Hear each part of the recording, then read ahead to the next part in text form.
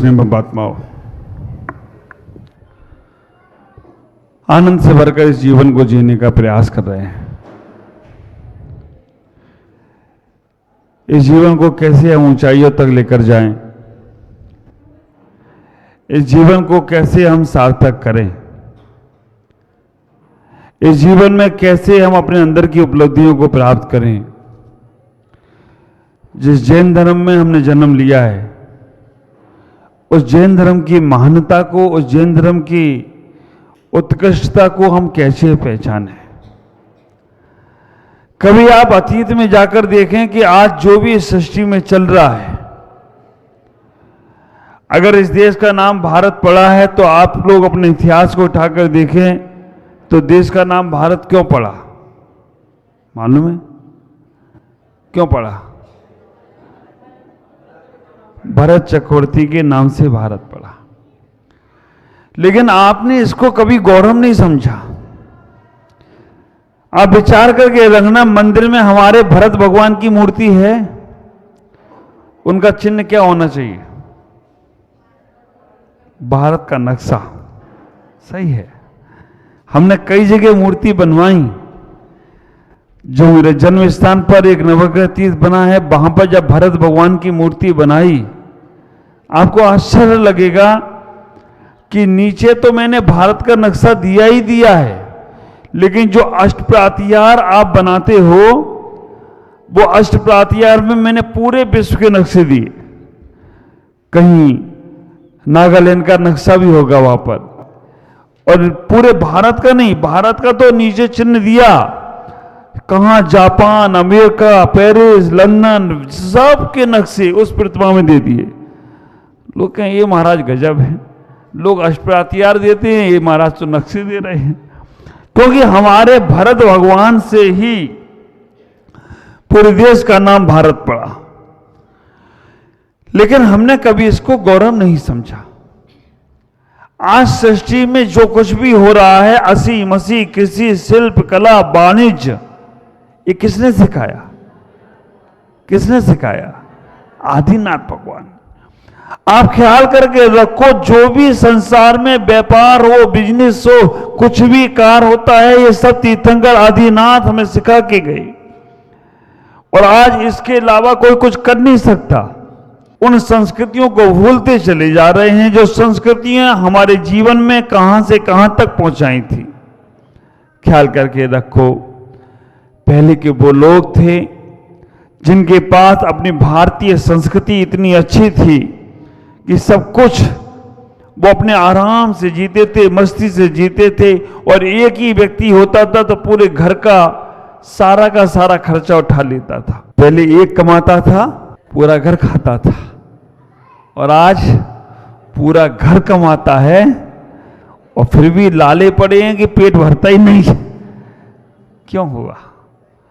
आप विचार करके रखना, पहले आदमी 1 रुपया लेकर जाता था और ठेला भर के सामान लाता था, और अब ठेला भर के रुपये ले जाए, हाँ, कुछ नहीं लेके आए, सब मोबाइल में पड़ा हुआ है, शेयर मार्केट में लगा देता है। हमें इतना ही विचार करके रखना, तब में और अब में अंतर क्यों बन गया। पहले का जीवन सिंपल था, सादा जीवन, बोलो ना, सादा जीवन। और आजकल क्या है? उच्च विचार। आप ख्याल करके रखना, पहले के लोग सादा रहते थे, सिंपल रहते थे, लेकिन विचारधारा, मानसिकता उनकी बहुत मजबूत होती थी। Simple life, high thinking. आजकल हाई फाई लाइफ, लो से लो ज्यादा थिंकिंग। आप विचार करके रखना, पहले सिंपल लाइफ थी लेकिन हाई थिंकिंग थी, और आजकल क्या है? लो हाई फाई लाइफ है लेकिन थिंकिंग इतनी लो है। पहले का आदमी सोचता था, छवि भाई कोई आवे तो खावे। पहले का आदमी कोई आवे तो खावे, और आज का आदमी अगर बाजार में नाश्ते वाले की दुकान पे खड़ा है और कोई आता दिख जाए, इधर तो देखने लगता है। तो आप विचार करना, वो सोचता है कि ये जावे तो खावे। कहां गया तुम्हारा वो विचार? अतिथि देवो भव की हमारी संस्कृति थी कि हमारे घरों में, परिवारों में कोई आ जाता था, दूध के मटके भरे रहते थे। आप विचार करके रखना, इतने बड़े बड़े परिवार होते थे कि 100-100 लोगों का भोजन एक साथ बनता था। बड़े बड़े कढ़ाओ, बड़े बड़े पतीले होते थे। हाँ, आदिनाथ भगवान के कितने बेटे थे? 100।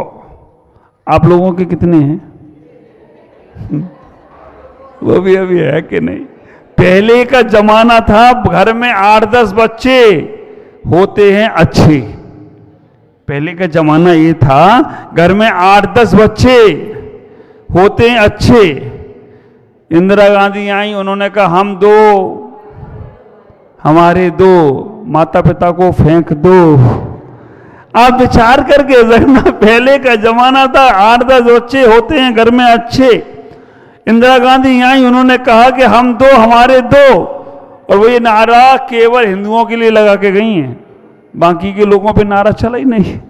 वो तो कहते हम 4, हमारे 40। आप ख्याल करके रखना, उनका नारा सारा हिंदुओं ने पकड़ लिया, और हिंदुओं ने पकड़ा, जैनियों ने ज्यादा पकड़ लिया। जैनियों ने मोदी को पकड़ा। मोदी कहता है कि घर में एक हुई बच्चा शेर जैसा अच्छा। आदिनाथ के समय पर 100-200 थे, बाद में घटते घटते 8-10 बच्चे हुए कि घर में 8-10 बच्चे होते हैं अच्छे।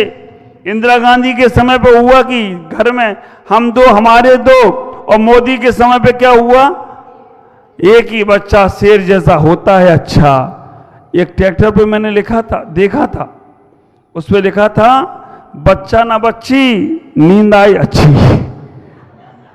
आप विचार करके रखना, उस पे लिखा था कि बच्चा ना बच्ची, नींद आए। बच्चा और बच्ची होते ही नींद खत्म हो जाती है।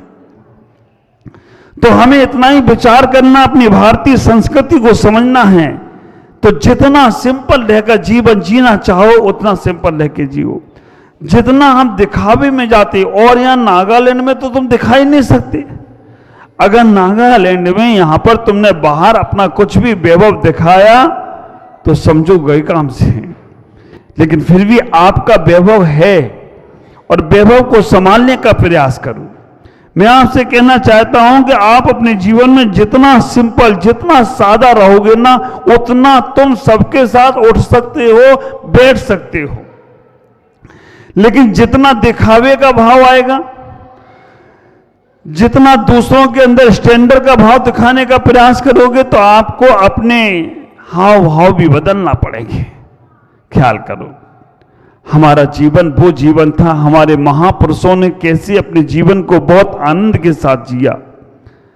जो लोग अपने जीवन में नजर को झुकाकर जीते हैं ना, उन्हें सब लोग अपनी नजरों में बैठा लेते हैं।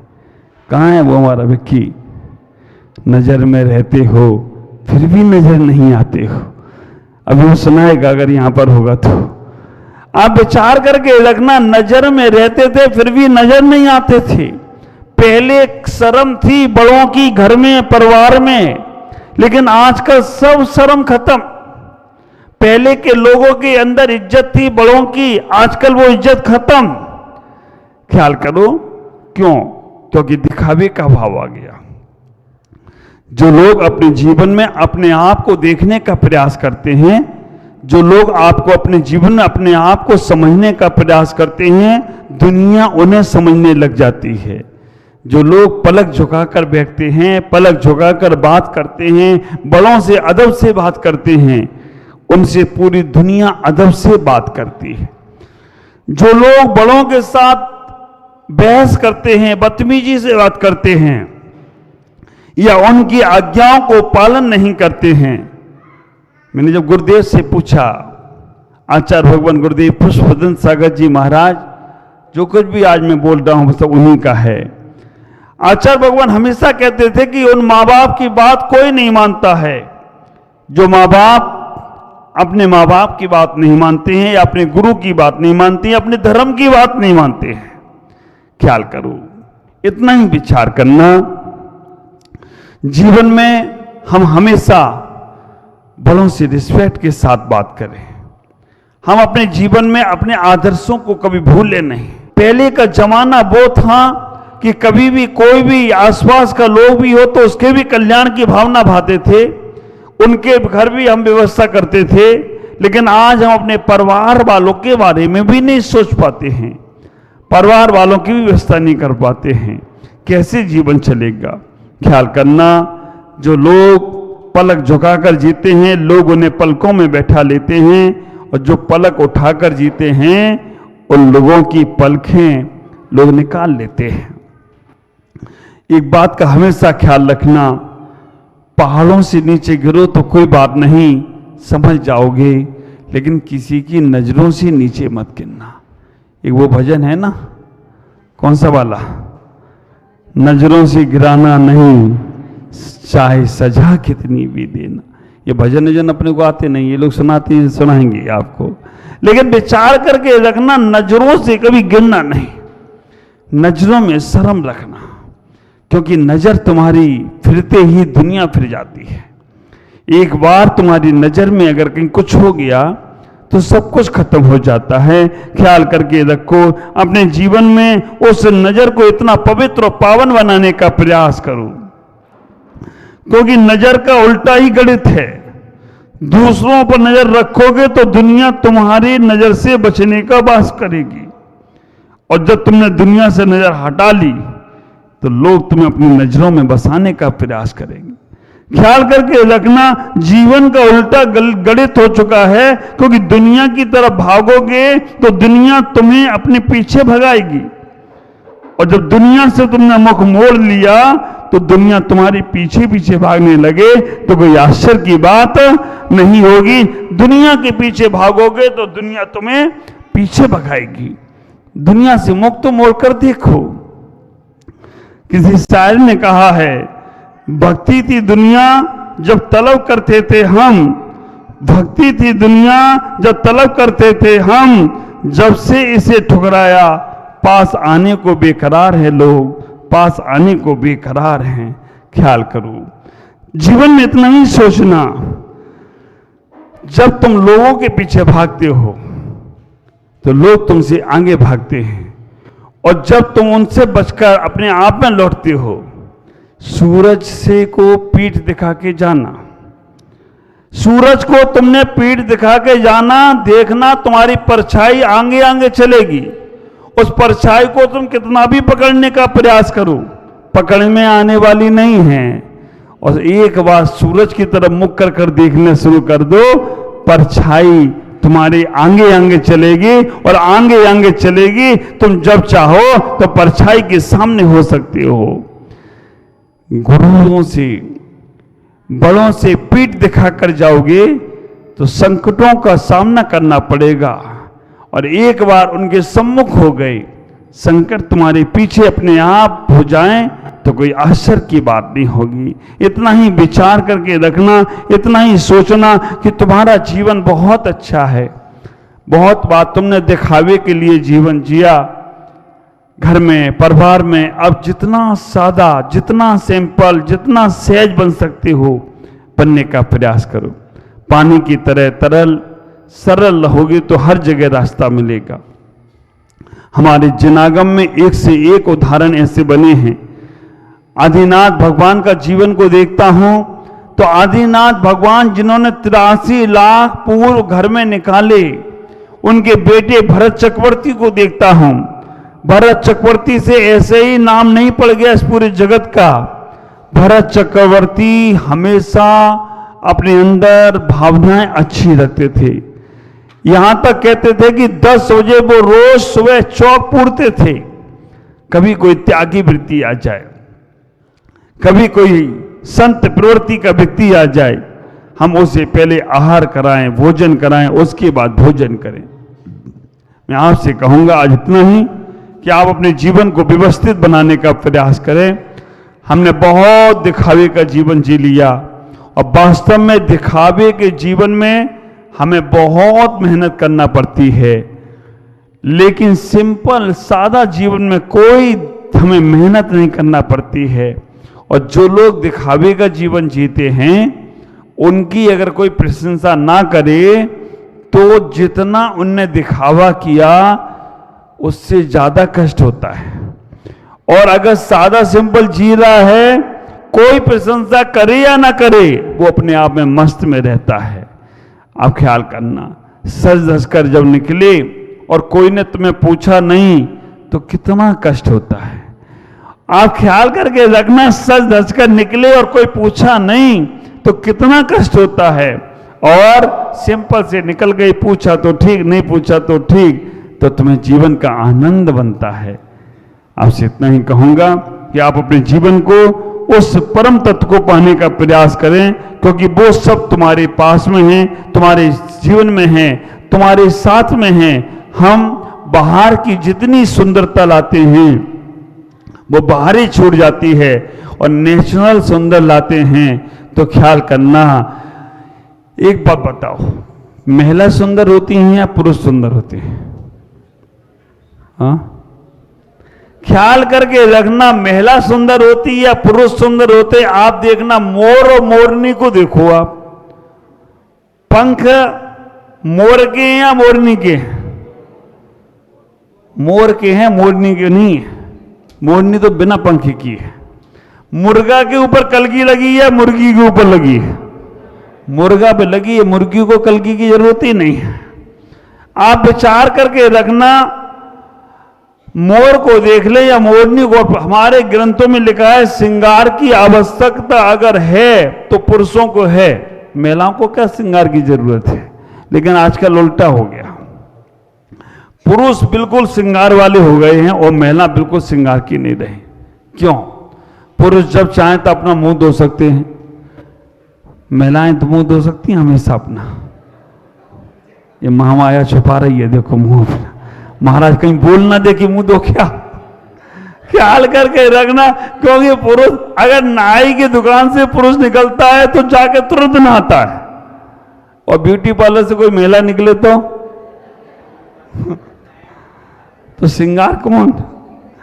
ख्याल करो, हमें जितना सिंपल होना है, जितना सादा में रहना है, उतना जीवन आनंद में होगा। तो आप अपने जीवन को इतना व्यवस्थित बनाएं और बहुत आनंद से जिए। साधु संत कभी कोई श्रृंगार नहीं करते, कितने मस्त रहते हैं। ख्याल करके रखना। और आपके चेहरे को देखो, दिन भर लिपस्टिक, चिपस्टिक, पाउडर, आउडर, पता नहीं क्रीम, इतना लगाने के बाद भी थोड़ा सा पसीना आ जाए तो मियाँ जी रोते क्यों? उनकी सूरत ही हो, तुम्हारा गड़बड़ हो जाता है। और महाराज को पसीना आ जाए तो और सुंदरता बढ़ जाए तो कोई आश्चर्य की बात नहीं है, और आनंद आ जाए तो कोई आश्चर्य की बात नहीं होती है। आज इतना ही कहूंगा। आज से ही सोचना कि हम हफ्ते में कम से कम, विजय विजया आई थे ना यहाँ पर नाटक में, पहले विजय विजया ने ब्रह्मचर्य व्रत लिया था 15-15 दिन का, और अभी विजय विजया विपिन भाई, विपिन ही था ना, विपिन भाई कितना अच्छा नियम लिया कि आप 15 दिन तुम श्रृंगार नहीं करना, 15 दिन हम मोबाइल नहीं चलाएंगे।